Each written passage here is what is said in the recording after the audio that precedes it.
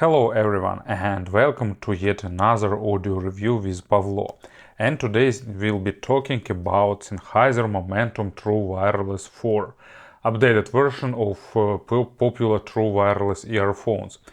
Name is pretty lengthy, as you can see, and it's hard to pronounce. Like for Sony it's hard to remember all that WH, WX, what corresponds to what, and for Sennheiser it's just really lengthy name that you have a lot of words to spell. Anyway, it's updated version, price currently is $300, available in different colors, and actually even by the description on the site there is no big like breaking changes or something like that. They've upgraded Bluetooth model to Bluetooth 5.4. They added low energy audio. They added LC3 codec protection, now IP54. They've added aptX lossless, and they also promote longer work time, up to 7.5 hours. Their signature sound, improved noise cancellation, and better transparency mode and stuff like that. So let's have a closer look and we'll find out what that all gives us. So one of the most obvious changes in the packaging is that it became much smaller, and I really like that. So smaller boxes means more free space. So inside we're getting actually everything pretty tightly packed, which I approve, like someone did ask me. Inside we are getting USB Type-C cable for charging and two paper bags with tips, so even more eco-friendly. So let's see what we're having here. So additional rubber rings to provide better, more secure fit, and here just a set of appropriate rubber tips with some grill-like structure inside. Case really reminds the previous third version. You can see almost the same in all terms, a bit darker material. So let's move this a bit aside and here put this older revision. It supports wireless charging and USB also on the front actually, and here they are. Looks pretty fancy, but it's still plastic. Lot of contacts inside, sensors for positioning inside of ear. Let's get the previous one and do side-by-side comparison. So basically you can see shape is almost the same. It's hard, they are not absolutely identical, but difference is really hard to see. So here is this rubber ring, here is the tip, so basically just similar as they were. And it's hard now to find out which one is which because they are even using the same color. So this one has this a bit bigger, this plastic part, and here it's slimmer with more rounding. So this is the new version of this. Case is convenient, nice click, can be operated one-handed after some usage, or actually no. Let's see, let me try to see. Yeah, if you use index finger on the side you can open it, and then you can easily get them with your second finger. So let's get this in frame. Here it is. Actually pretty short spout, but wide part here isolate your ear channel, providing you pretty nice passive sound isolation. Active sound isolation was improved and it's better adapting to mixed noise conditions outside, but still, of course, it's not on the Bose level. For example, transparency mode is also improved, and you can get adaptive transparency, like noise are reduced, but for example speech is not. Also improved transparency, but it's still behind the Apple AirPods, which are the best in this aspect. So anyway, they works about up to 7 hours, and additional 20 hours you're getting with case, and it depends on the loudness. They hold connection exceptionally well, at least with sources I've tried it. Even in the hard to operate areas when there are a lot of Wi-Fi networks, for example, around, they still hold connection. And on the open air, I don't know, it's like 20-30 meters, I've got normal connection. I've seen that some say that it's even better in this aspect. I didn't try their dust and splash protection, but I think they correspond to that figures. In general, convenient, small, compact, looks pretty nice, pretty modern, and in terms of design, they decided to, like, we have good design, why we need to change. The only difference, as far as I understood, there are a lot of different color options available. Some of them looks pretty fancy. One of the most important parts of every modern true wireless earphones is of course companion app. Here how looks Sennheiser one. And photo of earphones, then Bluetooth connection, remaining charge in case, and both left and right. Also you can manage connections that these earphones remember. You can delete devices if you need.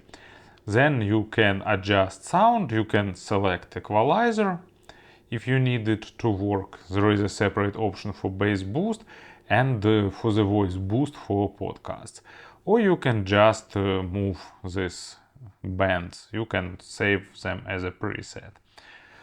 And there is sound personalization, but actually it will test your ears, and then it will, based on this information, will adapt the sound, but it requires creating an account. I definitely don't want to create account, and actually requiring true wireless earphones users to create accounts for some basic features, I don't think it's a fair idea. But anyway, also adaptive noise cancellation, you can turn it off, you can select anti-wind option, and you can turn it on, so it will show you how it will work, like before and after. So probably this illustrates that it will reduce wind, but not the rest. Also you can select transparency level here and automatically pause music when transparency is activated. So but you need to put them into your ears. Also you can enable disable touch controls, so they are in the box, so it shows that as it disabled, but actually it works. So let's take out them from the case. So they will be enabled now, and you can customize them, selecting left, right, double click, double tap, single tap. Actually pretty familiar. By default they have nice control schema with single tap play pause, tap and hold its volume, and double tap is previous next track. And actually all that accompanied by good beeps, giving you an idea what you did activate. Also you can do a fit test, put them into ears, and they will check how the current tips will fit. And sound zones, if you use it with smartphone, based on geolocation, they can change some settings. Honestly, still wonder why this feature is necessary. Some news about hearing and Sennheiser. Also in the settings, firmware update. Audio resolution, pretty interesting. You can see you can select standard, low latency for gaming, so Sennheiser positioned them as a solution that is suitable for gamers. You'll be able to chat with your teammates in mono and at the same time hear sound in stereo, and all that with really low latency. You can select high resolution with aptX adaptive, and you can select lossless for the aptX lossless for devices that support them, but usually it's modern smartphones with Qualcomm. When sound is playing, it shows what codec is working now. You can deactivate all high quality codecs, and it will preserve your battery for much longer time.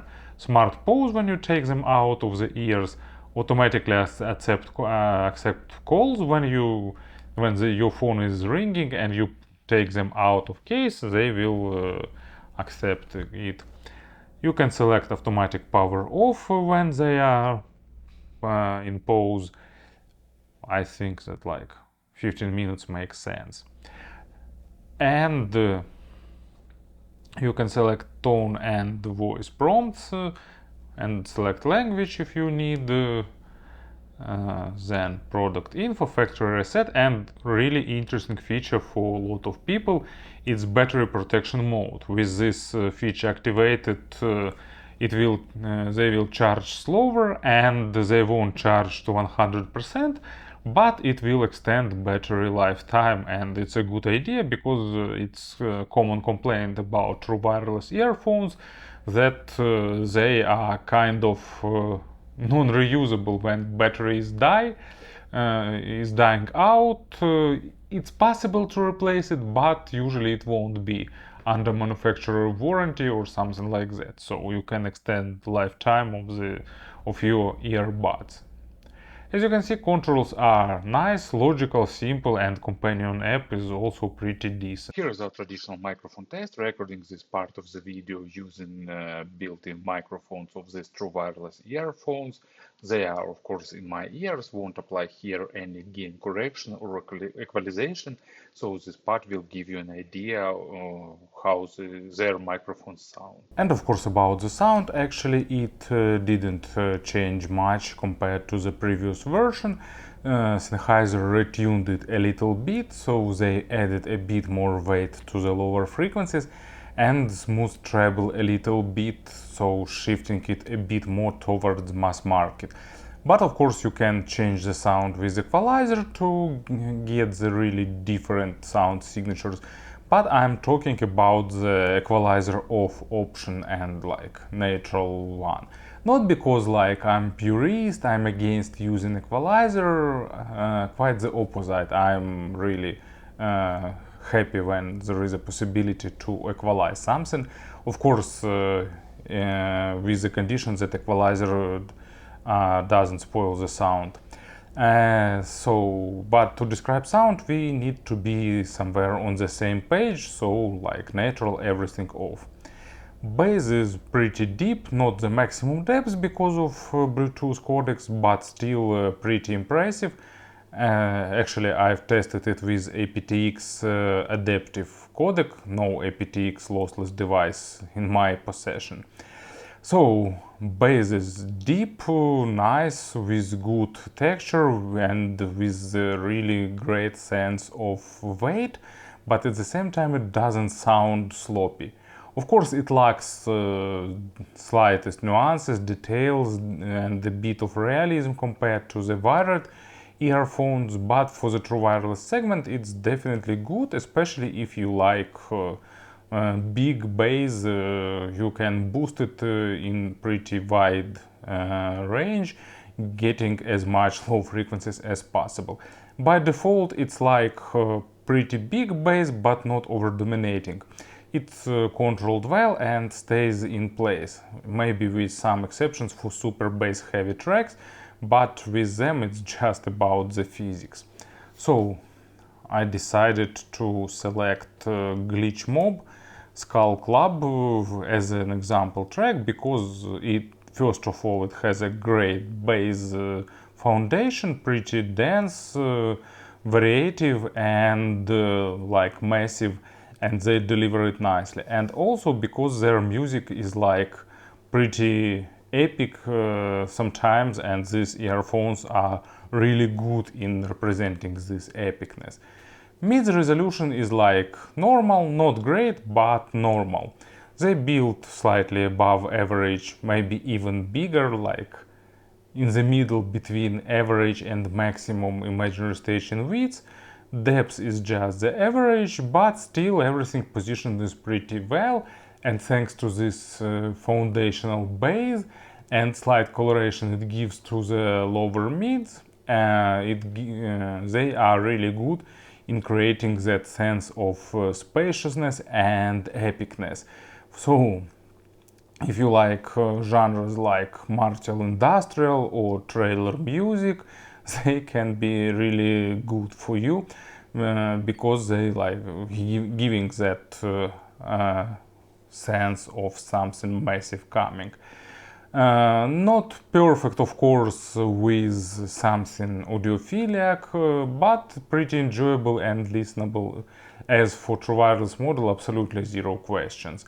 Good distribution of weight, nice sense of realism, no attempts to go in the micro contrast, but at the same time really decent dynamics, giving you great emotion representation. And as an example, speaking about epicness, Therion Initials BB. Once upon a time, Therion decided to create epic album based on the poetry of French poets. I'm not sure, should I close this album cover on post-production or not, because of YouTube policies. Better probably be safe than sorry if I won't forget that. Anyway, so orchestra, guitars, vocal, chorus, so everything is pretty epic.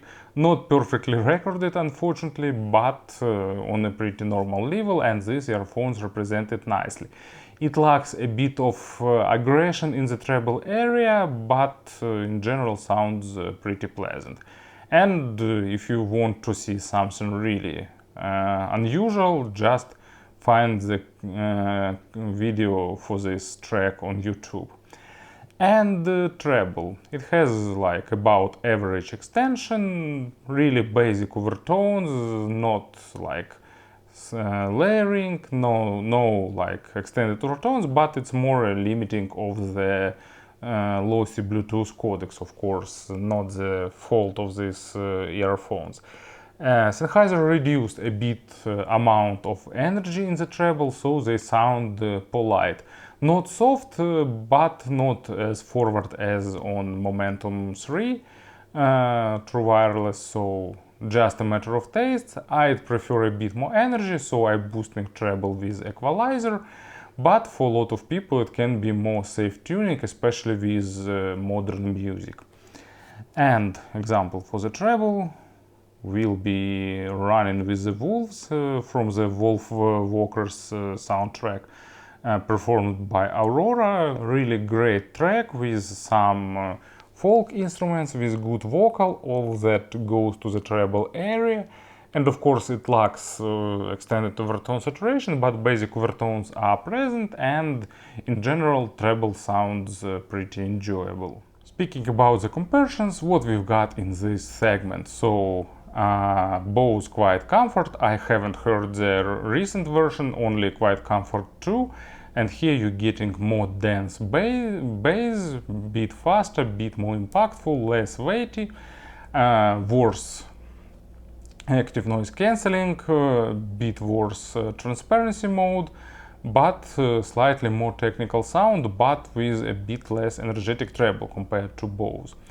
Apple AirPods Pro second version, they are also less punchy, but a bit better defined, both in the bass and in the treble area.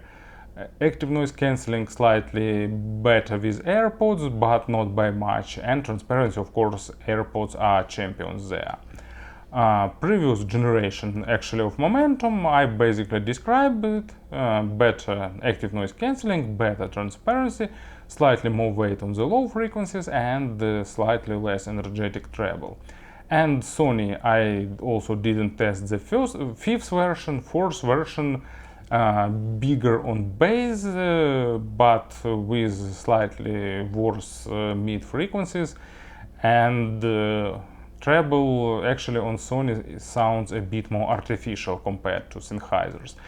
But also difference not that big. In terms of active noise cancelling, actually Sony are better, but transparency mode works slightly better here for me. So, to summarize everything, Sennheiser released great third version of Momentum True Wireless, and they did their best to made an upgrade without spoiling anything. So they decided that previous generation is also really good, and in modern they made their platform more future-proof with better handling of codec software and so on. So I think it's a smart idea, no breakthrough, but good evolution. Thank you for listening, thank you for your attention, and have a great day.